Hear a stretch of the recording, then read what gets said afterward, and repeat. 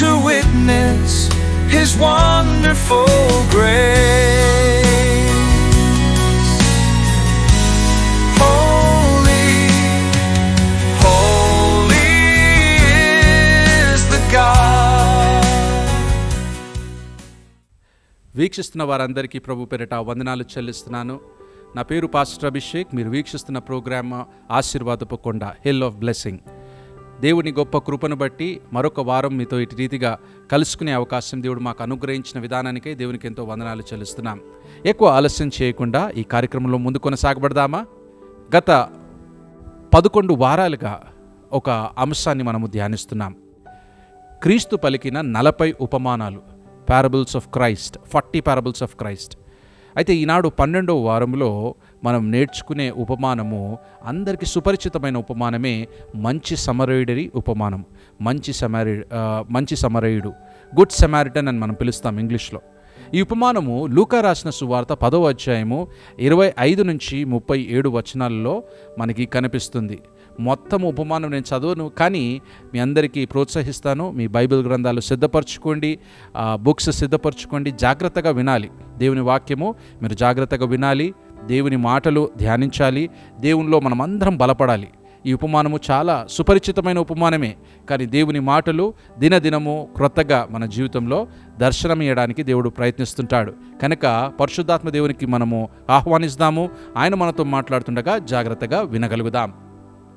లూకా రాసిన సువార్త 10వ అధ్యాయము 25 నుంచి 37 వచనాలలో ఒక సందర్భము జరిగింది. యేసుక్రీస్తు యొద్దకు ఒక వ్యక్తి వచ్చినట్టు మనం చూస్తున్నాం. 25వ వచనం నేను చదివి వినిపిస్తాను, జాగ్రత్తగా వినండి. ఇదిగో ఒకప్పుడు శాస్త్రోపదేశకుడు ఒకడు లేచి, బోధకుడా, నిత్య జీవమునకు వారసుడగుటకు నేనేమి చేయవలనని ఆయనను శోధించుచు అడిగెను. ఏం చేశాడు? ఒక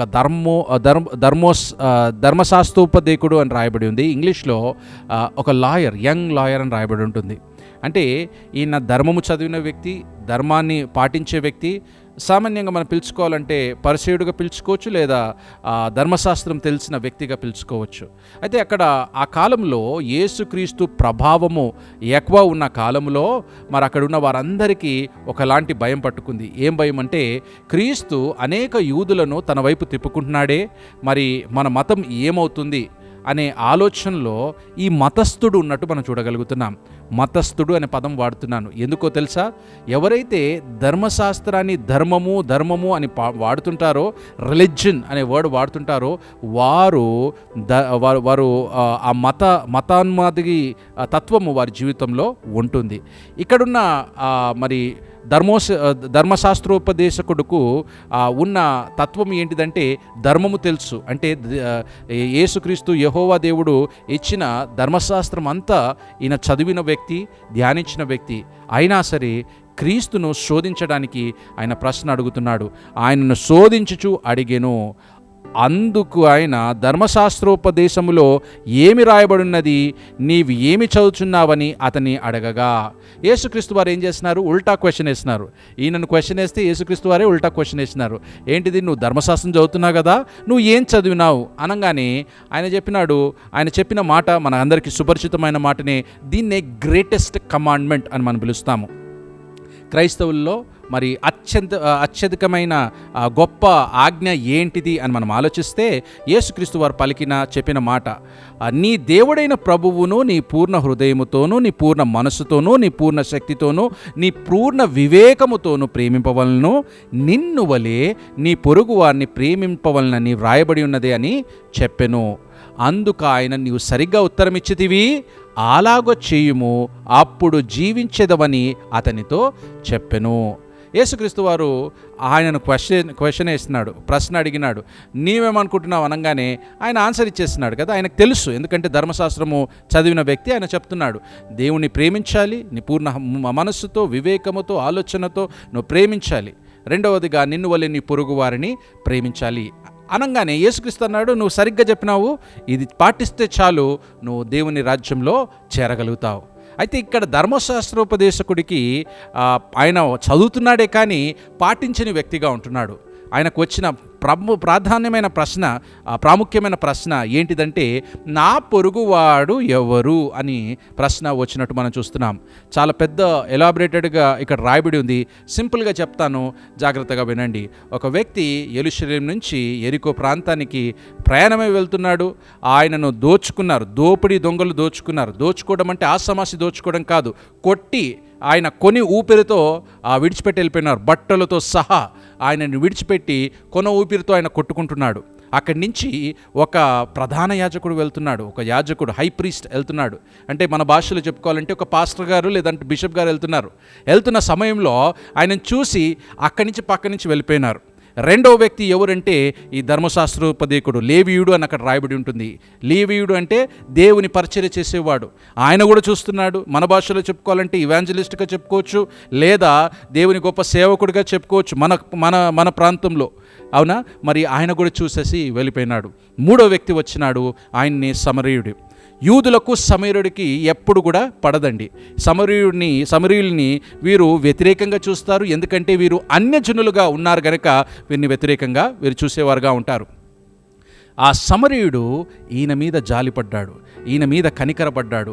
ఆయన దగ్గర ఉన్న నూనె ఇంకా ద్రాక్షారసం ఆయన మీద గాయాల మీద పోసి ఆ గాయాలను కట్టి తన వాహనము అంటే తన ఎక్కి వస్తున్న ఆ గాడిద మీద తీసుకొని వెళ్ళి ఒక ప్రాంతంలో ఉంచి ఆ ప్రాంతంలో అక్కడ ఒక ఆయనకి 2 దినారాలు ఇచ్చి, ఈ నీకు ఎంత ఖర్చు అవుతుందో చెప్పు, ఈ 2 రోజులు జాగ్రత్తగా చూసుకో, గాయాలని కట్టు, జాగ్రత్తగా చూసుకో, ఇంకా ఎక్కువ అయినట్లయితే నాకు తెలియచేయి, నేను ఇంకా ఇస్తాను అని చెప్పినాడు. అయితే యేసుక్రీస్తు అడిగినాడు, ఈ ముగ్గురులో మరి ఎవరు మరి నీ పొరుగువారు అనగానే ఆయన అన్నాడు, ఎవరైతే ఎక్కువ కనికరం చూపించినాడో ఆయనే పొరుగువాడు అంటున్నాడు కదా. చివరి మాట అక్కడ రాయబడి ఉన్నది 37వ వచనంలో, అందుకు యేసు నీవును వెళ్ళి అలాగు చేయమని అతనితో చెప్పెను. నువ్వు కూడా అట్లనే చెయ్యి అని చెప్పేసి యేసుక్రీస్తు వారు మరి ఆ వ్యక్తితో చెప్తున్నట్టు మనం చూస్తున్నాం. ఇదే కథ, ఇదే ఉపమానము. ఈ ఉపమానంలో ప్రాముఖ్యంగా 3 విషయాలు మనము ఈనాడు చూసుకుందాం. 3 విషయాలు ఏంటిదంటే, ఫస్ట్ విషయము మతము. ఈనాడు మనం చూసినట్లయితే ఈ ప్రాంతాలలో కానీ మన తెలుగు రాష్ట్రాల్లో కానీ లేదంటే దేశవ్యాప్తంగా ప్రపంచవ్యాప్తంగా మతము అనే పదము చాలా ఎక్కువగా వినిపిస్తుంది. దయచేసి వీక్షకులకు నేను తెలియజేస్తున్న మాట, క్రైస్తత్వము మతము కాదు, క్రైస్తత్వము మార్గము, దేవుని తెలుసుకునే మార్గము. యేసుక్రీస్తు ఆయన్నే మార్గం అన్నాడు. ఆ మార్గంలో నడవడమే క్రైస్తత్వము, క్రీస్తును పోలి నడుచుకోవడమే క్రైస్తత్వము. ఇది ఒక మతము, ఒక ఆచారము కానే కాదు. అయితే ఇక్కడ ధర్మశాస్త్రోపదేశకుడు ఆయన ఒక మత ఆచారంలో ఉన్నాడు. మా మతమే గొప్పది, మా మతమే అభిమతము అని చెప్పి నడుచుకునే వ్యక్తిగా ఆయన ఉంటున్నట్టు మనం చూస్తున్నాం. Your religion will not take you to heaven అంటే నీ మతము పరలోక రాజ్యములో నిన్ను చేర్చలేదు. నువ్వు క్రిస్టియానిటీ అనే ఒక మతములో ఆచరిస్తూ ముందుకు వెళ్ళినట్లయితే దేవుని రాజ్యములో చేరలేవు. దేవుణ్ణి ఎరిగి దేవుని మాటల చొప్పున ప్రవర్తిస్తూ అది క్రియల చొప్పున చూపిస్తూ నడిచినట్లయితేనే పరలోక రాజ్యంలో వెళ్తావని దేవుని వాక్యము సుస్పష్టంగా సెలవిస్తుంది. మత్తయి రాసిన సువార్త మీకు చదివి వినిపిస్తాను, జాగ్రత్తగా వినండి. 2 మాటలు మీకు చదివి వినిపిస్తాను, జాగ్రత్తగా వినాలని మనవి చేస్తున్నాను. మత్తయి రాసిన సువార్త 7వ అధ్యాయం 21వ వచనంలో ఏమని రాయబడిందంటే, ప్రభువా ప్రభువా అని నన్ను పిలుచు ప్రతివాడు పరలోక రాజ్యములో ప్రవేశింపడు, కానీ పరలోకమందున్న నా తండ్రి చిత్త ప్రకారము చేయువాడే ప్రవేశించును. నేను ప్రభువా ప్రభువా అని ప్రార్థన చేసి నీ పేరిట దయ్యాలు వెరగొట్టి అన్ని అద్భుత కార్యాలు చేసినా సరే పరలోక రాజ్యములో చేరలేమని దేవుడు సెలవిస్తున్నాడు. అంటే మత ఆచారం ప్రకారము మతాన్ని మనసులో పెట్టుకొని మదిలో పెట్టుకొని నడుచుకునే ప్రతి వ్యక్తి నీ పేరు పెట్టుకున్నా సరే, లేదంటే ఎన్ని ప్రదక్షిణాలు చేసినా సరే, లేదంటే నువ్వు క్రమము తప్పకుండా సంఘానికి వచ్చి అన్ని పనులు చేసినా సరే, నువ్వు మత ఆచారంలో ఉన్నట్లయితే దేవుని రాజ్యంలో నువ్వు చేరలేవు. అక్కడ దేవుని రాజ్యంలో చేరాలంటే ఏం కావాలంట? పరలోకమందున్న నా తండ్రి చిత్త ప్రకారము చేయువాడే ప్రవేశించును. తన చిత్తాన్ని గ్రహించాలి, అప్పుడే నువ్వు పరలోక రాజ్యంలో చేరగలుగుతావు. ఇక్కడ ధర్మశాస్త్రోపదేశకుడు ఆయన మతాచారంలో నడవడానికి ఇష్టపడ్డాడు. అందుకే వారిని గురించి అంటున్న మాట, ఇంకొక మాట రాయబడింది మత్తయి రాసిన సువార్తలో 23:13. మత్తయి 23:13లో, అయ్యో వేషధారులైన శాస్త్రులారా, పరిసయ్యులారా, మీరు మనుషుల ఎదుట పరలోక రాజ్యమును మూయుదురు, మీరందులో ప్రవేశింపరు, ప్రవేశించు వారిని ప్రవేశింపనీయరు. మీరు ప్రవేశించరు, ప్రవేశించే వారిని కూడా ప్రవేశింపనీయరు అని దేవుడు ధర్మశాస్త్రోపదేశకుడి గురించి మాట్లాడుతున్నాడు. ఎవరైతే మతాచారంలో నడుచుకోవాలని ఇష్టపడుతున్నారో వారు దేవుని రాజ్యంలో చేరనని దేవుడు సుస్పష్టంగా తెలియజేస్తున్నాడు. ఈ ఉదయకాల సమయమున నీ వాక్యం వింటున్నావు. ఈ వాక్యం వింటున్న సమయంలో నీ మదిలో మతోన్మాదం ఉందేమో, లేదా మత విచారణలు ఉన్నాయేమో. దేవుడు నీతో మాట్లాడుతున్నాడు. ఒక విశ్వాసిగా నడుస్తున్నప్పుడు మనకు కావాల్సింది ఏంటిదో తెలుసా? దేవుని మార్గము అంటే దేవునిలో నడవడము, దేవుని మాటలు ధ్యానించడము, ఆయన మాటలు తెలుసుకోవడము, ఆయనతో సత్సంబంధం కలిగి జీవించడము. ఇదే దేవుడు ఆశిస్తున్నది. ఆ సమరయుడు ఆయన అన్యుడైనా సరే ఆయనలో ఉన్న గొప్ప క్వాలిటీ ఏంటిదో తెలుసా? ఆయన కనికరపడ్డాడు. ఒక వ్యక్తిని ఒక వ్యక్తిలా చూడగలిగినాడు. మా మతము గొప్పది, ఈ పరాయ మతస్థుడిని నేను తాకద్దు, ఈ కులస్థుడిని నేను తాకద్దు అనే ఆలోచన ఆ వ్యక్తికి లేదండి. దేవుడు ఆ హృదయాన్ని పరిశీలిస్తున్నాడు. నీ మత హృదయంను సరిచేసుకోమని దేవుడు సెలవిస్తున్నాడు. రెండవదిగా అంటున్నాడు, నీ విశ్వాసం మాటల్లో కాదు క్రియల్లో ఉండాలి. అవునా? నేను గొప్ప మాటలు మాట్లాడి క్రియల్లో నా విశ్వాసం లేదు అనుకోండి, అది వ్యర్థమని దేవుని వాక్యము సెలవిస్తుంది. యాకోబు పత్రికలో బహు చక్కగా రాసి ఉంటుంది. యాకోబు పత్రికలో 3 వాక్యాలు మీకు చదివి వినిపిస్తాను. యాకోబు 1:22లో ఏమని రాయబడిందంటే, మీరు వినువారు మాత్రమై ఉండి మిమ్మును మీరు మోసపుచ్చుకొనకుడి, వాక్య ప్రకారము ప్రవర్తించువారై ఉండుడి. వాక్య ప్రకారం ఏం చేయాలంట? ప్రవర్తించాలి. రెండో మాట కూడా చదివి వినిపిస్తాను. అలాగే విశ్వాసము క్రియలు లేనిదైతే అది ఒంటిగా ఉండి మృతమైనదగును అని రాయబడి ఉంది. యాకోబు పత్రిక 2:17 ఈ మాట రాయబడి ఉంది. ఈ 2 వచనాల్లో మనం చూస్తున్నాము, క్రియలేని విశ్వాసము, క్రియలలో చూపించలేని విశ్వాసము మృతమైనదని దేవుడు సెలవిస్తున్నాడు. నువ్వు విశ్వాసిగా నిలబడుతున్నావా? నీ క్రియలలో ఆ విశ్వాసము కనిపించాలి. సమరయుడు విశ్వాసి కాదు, కానీ ఆయన క్రియలలో దేవుని ప్రేమను కనపరిచినాడు. ఎవరైతే ఆదుకోవాలో, ఏ సమయంలో ఆదుకోవాలో ఆయన ఆదుకున్నట్టు మనం చూస్తున్నాం. ఎవరిని ఆదుకోవాలండి అని నన్ను అడగవచ్చు. దేవుని వాక్యం స్పష్టంగా సెలవిస్తుంది, జాగ్రత్తగా వినండి.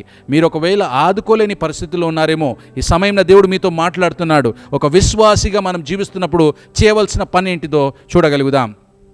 యాకోబు పత్రిక 1:27 తండ్రి అయిన దేవుని ఎదుట పవిత్రమును నిష్కలంకమైన భక్తి ఏదనగా, దిక్కులేని పిల్లలను, విధవరాళ్లను వారి ఇబ్బందుల్లో పరామర్శించుటయు, ఇహలోక మాలిన్యమును తన కంటకుండా తన్ను తాను కాపాడుకొనుటయే అని అక్కడ రాయబడి ఉంది.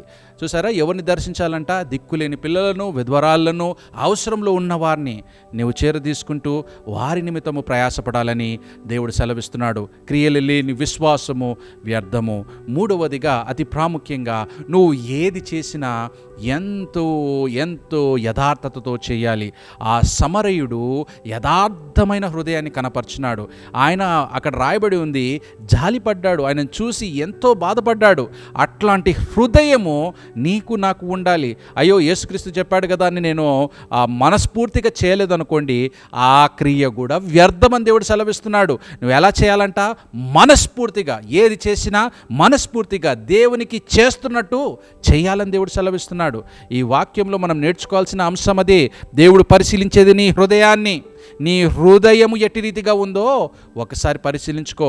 నువ్వు చేస్తున్న పని దేవుని కోసం చేస్తున్నావా, లేదా మనుషులను మెప్పించడానికి చేస్తున్నావా? మనుషులు అంతలోనే పొగుడుతారు, అంతలోనే తిడతారు. ఈ మనుషుల గురించి ఆలోచించకుండా దేవుడు మెచ్చే పని నేను చేసే వరంగా ఉండాలి. కొలస్సీలకు రాసిన పత్రిక 3వ అధ్యాయము 23-24లో ఏమని రాయబడిందంటే, ప్రభు వలన స్వాస్థ్యమును ప్రతిఫలముగా పొందుదామని ఎరుగుదురు గనుక మీరు ఏమి చేసినా అది మనుష్యుల నిమిత్తము కాక ప్రభువు నిమిత్తమని మరి స్ఫూర్తిగా చేయుడి. మీరు ప్రభు అయిన క్రీస్తునకు దాసులై ఉన్నారు. ఎవరి కోసం చేయాలంటున్నాడు? ఇక్కడ భక్తుడు రాస్తున్న మాట, ప్రభువు కొరకు చేయాలని దేవుడు సెలవిస్తున్నాడు. సమరయుడు చేసిన పని 3 పనులు. ఏం పని చేసినాడంట? కనికరపడము, ఆయన నాదుకోవడము, మరి తిరిగి ఆయన కొరకు ప్రయాసపడము. ఈ 3 పనులు పరిసయ్యుడు చేసినాడు. మరి సమరయుడు చేసినాడు. పరిసయ్యుడు అక్కడ ఉన్న ధర్మశాస్త్రోపదేశకుడు ఏం చేస్తున్నాడు? ప్రశ్నలు వేస్తున్నాడు, కానీ క్రియలు కనిపించట్లేదు. నీవు ఎలాంటి పరిస్థితుల్లో ఉన్నావో ఒకసారి జ్ఞాపకం చేసుకోమని మనవి చేస్తున్నాను. ఇంతవరకు దేవుని వాక్యం విన్నాం. మంచి సమరయుడి గురించిన సత్యము మనం తెలుసుకోగలిగినాం. 3 విషయాలు మన జీవితంలో ఎలా ఉన్నాయో మనం ఒకసారి పరీక్షించుకోగలుగుదాం. మంచి సమరయుడు ఆయన విశ్వాసి కాదు, అయినా సరే దేవుడు తన హృదయాన్ని పరిశీలించినాడు. ఆ సమరయుడి నుంచి మనం నేర్చుకోవాల్సిన విషయాన్ని దేవుడు జ్ఞాపకం చేసుకుంటున్నాడు. మతతత్వముతో మతోన్మాదిగా మారిపోకుండా దేవుని మార్గంలో, దేవుని వాక్యానుకూలమైన జీవితంలో నడవాలని దేవుడు సెలవిస్తున్నాడు. విశ్వాసము లేని క్రియ వ్యర్థము, మృతము అని దేవుడు వాక్యము సెలవిస్తుంది. అతి ప్రాముఖ్యంగా నీవు దేవుని రాజ్యంలో ప్రవేశించాలి అంటే దేవుని తట్టు మనం తిరగాలి. నీ జీవితంలో అటు స్థానము దేవునికి నువ్వు ఇయ్యాలి అని దేవుడు సెలవిస్తున్నాడు. దేవుని సన్నిధానంలో ఆ కనికరము లేకపోతే, ఇతరులను ప్రేమించే తత్వము నీ జీవితంలో లేకపోతే అది వ్యర్థము. ఏది చేసినా మనస్ఫూర్తిగా దేవుని కొరకు చేయాలని దేవుడు సెలవిస్తున్నాడు. ఈ సమయం మనం అందరం ఒకసారి పరీక్షించుకుందాం. మనం ఎట్టి రీతిగా ఉన్నామో ఒకసారి మనం పరీక్షించుకుందాం. మన నిమిత్తము గొప్ప యాగము చేసిన దేవుని వైపు మనం అందరం తిరగలుగుతాం. ఆయన నిన్ను నన్ను ప్రేమించి ఈ లోకానికి వచ్చిన దేవుడు. నీ చేతులతో, నీ కాళ్ళతో, నీ తలంపులతో చేసిన ప్రతిబిధమైన పాపానికి ప్రతీకగా కలువరిగిరిలో విలువైన రక్తము చెందించిన దేవుడు. ఆ దేవుడు మన నిమిత్తము మరణించినాడు. ఆ దేవుడు మృత్యుంజయుడై తిరిగి లేచి నీకు నాకు మోక్షం ప్రసాదించి అదే రీతిగా నేను పునరుద్ధానము అవుతామని దేవుడు సెలవిస్తున్నాడు. ఆయన న్యాయపీఠము ముందు నించోము అనే వాక్యము మనకు సెలవిస్తున్నాడు. ఎన్నటికీ నీ పాపాలను నేను జ్ఞాపకం చేసుకోని అంటున్నాడు. అటు వాగ్దానం ఇచ్చిన దేవుడు మనము ఏమిచ్చినా తక్కువనే. ఆయనకి ఈ సమయంలో మనం స్తుతులు అర్పిస్తాము. ఈ సమయంలో ఒక ప్రార్థన చేస్తుండగా నాతో ఏకీభవించండి. మీరు కూడా నాతో కలిసి ప్రార్థన చేయండి. మీ సమస్య ఏదైనా, ఎటువంటి సమస్య ఉన్నా ఈ సమయంలో మనం దేవుని ఆరాధించుతూ ఘనపరిచే వరంగా ఉండగలుగుదాం. సమీపించరాని తేజస్సునందు వసించు అమరుండవే, సమీపించరాని తేజస్సునందు వసించు అమరుండవే, శ్రీమంతుడావే సర్వాధిపతివే, నీ సర్వము నాకిచ్చితివే, శ్రీమంతుడావే సర్వాధిపతివే, నీ సర్వము నాకిచ్చితివే.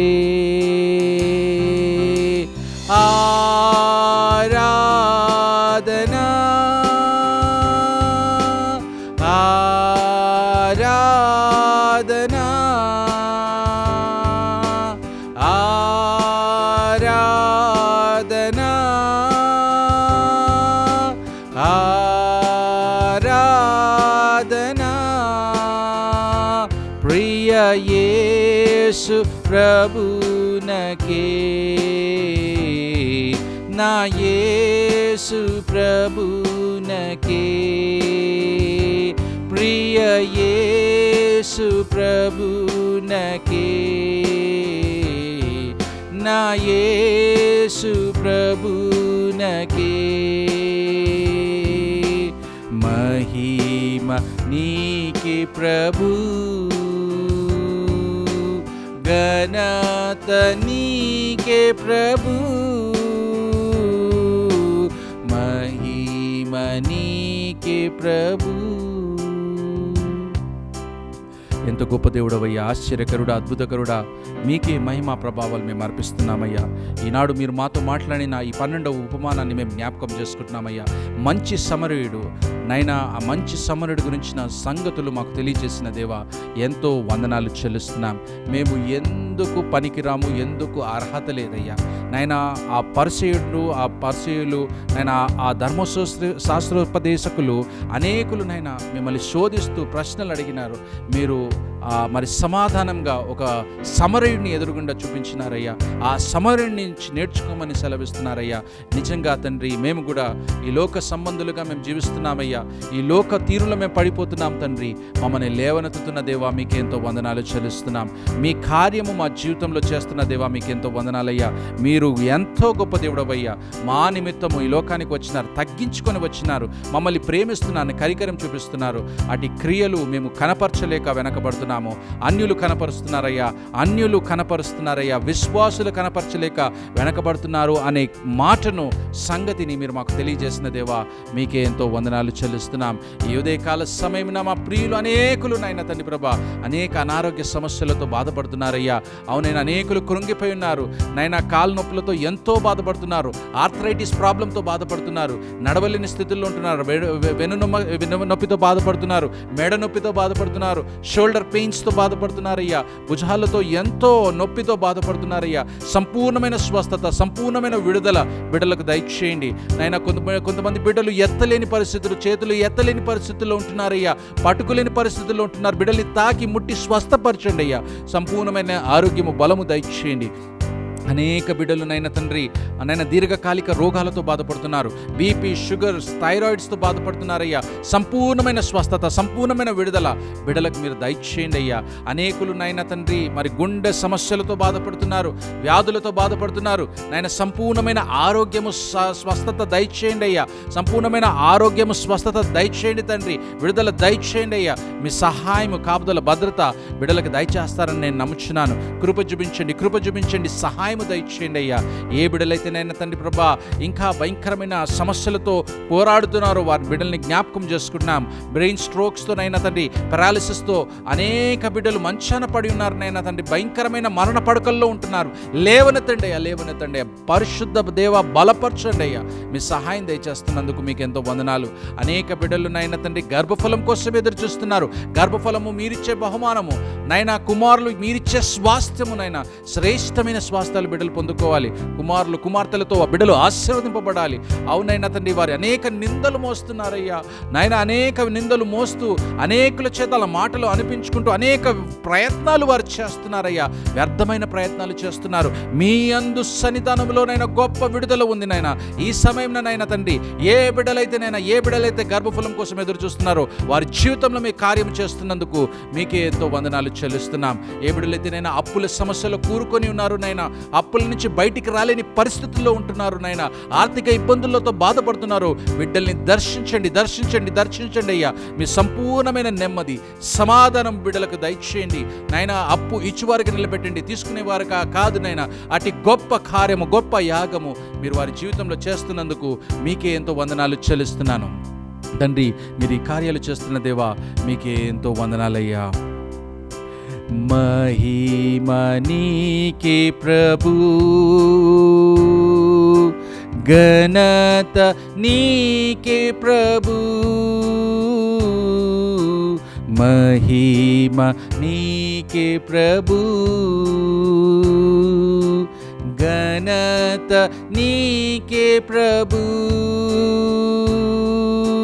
స్తుతి మహిమ ఘనతయు ప్రభావము నీకే ప్రభు. స్తుతి మహిమ ఘనతయు ప్రభావము నీకే ప్రభు. ఈ సమయమిన ఏ బిడ్డలైతే నైనా వివాహం కోసం సిద్ధపడుతున్నారు, శ్రేష్టమైన వధువు కొరకు, శ్రేష్టమైన వరుడు కొరకు అనేక బిడ్డలు వెతుకుతుండగా తండ్రి, నైనా విశ్వాసుల కుటుంబాలుగా వారు జతపరచబడాలయ్యా. మోకాల జీవితము ఆ కుటుంబాలకు మీరు దయచేయండి. వధువు కొరకు ఎదుగుతున్న కుటుంబము, వరుడు కొరకు ఎదుగుతున్న కుటుంబం, మోకాల జీవితం వారికి దయచేయండి. నాయన శ్రేష్టమైన లైఫ్ పార్ట్నర్ ఆ బిడ్డలకు మీరు అనుగ్రహిస్తున్నందుకు మీకు ఎంతో వందనాలు చెల్లిస్తున్నాం. వారి జీవితంలో చేస్తున్న అద్భుతమైన కార్యానికై మీకు ఎంతో వందనాలు. నాయన వైవాహిక జీవితంలో అనేక ఉడుకుదుడుకులు ఉన్న కుటుంబాలను ఎత్తి పట్టుకుంటున్నాం. డైవర్స్ కేసెస్తో, నైనా విడాకుల కేసెస్తో అనేకులు కోట్లు మెట్లు ఎక్కుతున్నారయ్యా. వారిని సమాధానపరచండి. వెళ్ళిపోతున్నారయ్యా ఆడపిల్లలు, నైనా తండ్రి ప్రభు వెళ్ళిపోతున్నారు. నైనా వారి హస్బెండ్స్ విడిచిపెట్టి వెళ్ళిపోతున్నారు. పరాయి స్త్రీ సంబంధం కలిగి భయంకరమైన సమస్యల్లో ఉంటున్నారయ్యా. కుటుంబ వ్యవస్థను నాయనా తండ్రి ప్రభా, మరి ఆ విశ్వాసుల కుటుంబ వ్యవస్థను నాయనా తండ్రి భయంకరమైన దిగాజారుడు స్థితిలో తీసుకొని వెళ్తున్నారయ్యా. వారిని మీరు దర్శించండి, వారి హృదయాల్ని మీరు మార్చండి అయ్యా. వారి జీవితాల్ని బాగు చేయండి అయ్యా. అనేక స్త్రీలు రోధిస్తున్నారు, మా భర్తలు మారులాగున. అనేక పురుషులు నైనా రోధిస్తున్నారు, నా భార్య మారులాగున వారు రోధిస్తుండగా వారిని దర్శించండి అయ్యా. సమాధానపరచండి. సంపూర్ణమైన విడుదల, నెమ్మది, సమాధానము దయచేస్తారని నమ్ముచున్నాం. ఏ కుటుంబాల్లో అయితేనైనా అసమాధానం ఉందో సమాధానపరచండి అయ్యా. ఏ కుటుంబాల్లో అయితేనైనా నెమ్మది కావాలో వారికి నెమ్మది దయచేయండి నాయన. అనేక బిడ్డలు చదువుకుంటున్నారయ్యా, మంచి జ్ఞానము దయచేయండి నాయన. మంచి జ్ఞానముతో, వివేకముతో వారు మీ నామాన్ని ఘనపరిచే అవకాశం మీరు దయచేయండి. ప్రాముఖ్యంగా నూతన తరగతుల్లో అడుగు పెడుతున్న బిడ్డలను జ్ఞాపకం చేసుకోండి. వారి తల్లిదండ్రులను మీరు ఆశీర్వదించండి అయ్యా. ఫీజు విషయంలోనో, పుస్తకాల విషయంలోనో, డ్రెస్ల విషయంలోనో ప్రతి విషయాన్ని మీ చేతులకు అప్పచెప్తున్నాం. బిడ్డల్ని దర్శింపచేయండి, మీ సహాయము దయచేయండి. ఏ బిడ్డలైతేనైనా తండ్రి మరి ఎగ్జామ్స్ రాస్తున్నారో మంచి జ్ఞానము దయచేయండి అయ్యా. బిడ్డలకు మంచి జ్ఞానము దయచేయండి. ఎట్టి రీతిగా దాన్ని జవాబు దయచేయాలో మంచి జ్ఞానము దయచేస్తారని నమ్ముచున్నాం. ఏ బిడ్డలైతేనైనా తండ్రి ప్రభా ఉద్యోగాల కోసం ఎదురు చూస్తున్నారో సరైన ఉద్యోగం బిడ్డలకు అనుగ్రహిస్తారని నమ్ముచున్నాం. అధికారులుగా, నాయకులుగా బిడ్డలు నియమించండి అయ్యా. మీ సహాయం దయచేస్తారని నమ్ముచున్నాం. ఏ బిడ్డలైతే వ్యాపారాలు చేస్తున్నారో వ్యాపారాలు లాభదాయకంగా ఉండేలాగున ప్రార్థన చేస్తున్నాం నైనా. ఎక్కడ కూడా నష్టపోకుండా మీ సహాయం దయచేయండి. ఏ బిడ్డలైతేనైనా గృహాలు కట్టుకోవాలని ఇష్టపడుతున్నారో చక్కనైన గృహము కట్టబడే అవకాశం మీరు దయచేయండి నాయన. కోర్టు సమస్యలతో అనేకులు చిక్కుముళ్ళలో ఉన్నారయ్యా. వారికి మీరు న్యాయము తీర్చండి అయ్యా. మీరే వారి పక్షాన ఉండాలని మనం చేస్తున్నానయ్యా. మీ సహాయం దయచేస్తారని నమ్ముచున్నాం. ఈ సమయమైన మా దేశము, రాష్ట్రము, ప్రాంతం కొరకు ప్రార్థన చేస్తున్నాం. సుభిక్షంగుండులాగున్న ప్రార్థన చేస్తున్నాం. మీరు అక్కడ సమయం ఎప్పుడైనా ఉండొచ్చయ్యా. ఎప్పుడు ఉన్నా సరే ఎత్తబడే గుంపులో ఉండుటకు మీ సహాయం మాకు దయచేయండి. కృప చూపించండి అయ్యా. బర్త్డేస్, యానివర్సరీ సెలబ్రేట్ చేసుకున్న బిడ్డలను నిండారుగా దీవించండి. నూతన సంవత్సరపు దయాకిరీటము బిడ్డలకు దయచేసి ముందు నడిపింపజేస్తారని నమ్ముచు ప్రభువా, మా మనవిని ఆలకించి మా మనవిని నెరవేరుస్తున్న దేవా మీకెంతో వందనాలు చెల్లిస్తూ, ఇంతవరకు మా బిడ్డలతో, మా వీక్షకులందరితో, వారి కుటుంబాలతో తోడునీడగా ఉన్న దేవా ఎంతో వందనాలు చెల్లిస్తూ, మమ్మల్ని మేము తగ్గించుకుంటూ కేవలం మీ నామ్య భోగ హెచ్చిస్తూ తిరిగి రానైన యేసుక్రీస్తు నామములో అతి వినయంగా అడిగి వేడుకుంటున్నాం మా పరమ తండ్రి, ఆమేన్. మన తండ్రి అయిన దేవుని ప్రేమయు ప్రభువైన యేసుక్రీస్తు వారి కృపయు పరిశుద్ధాత్మ యొక్క అన్యోన్య సహవాసము వీక్షిస్తున్న వారి బిడ్డల పట్లను, వారి కుటుంబాల పట్లను ఇప్పుడును ఎల్లప్పుడును సదాకాలము తోడై నీడై ఉండును గాక. ఆమేన్, ఆమేన్, ఆమేన్.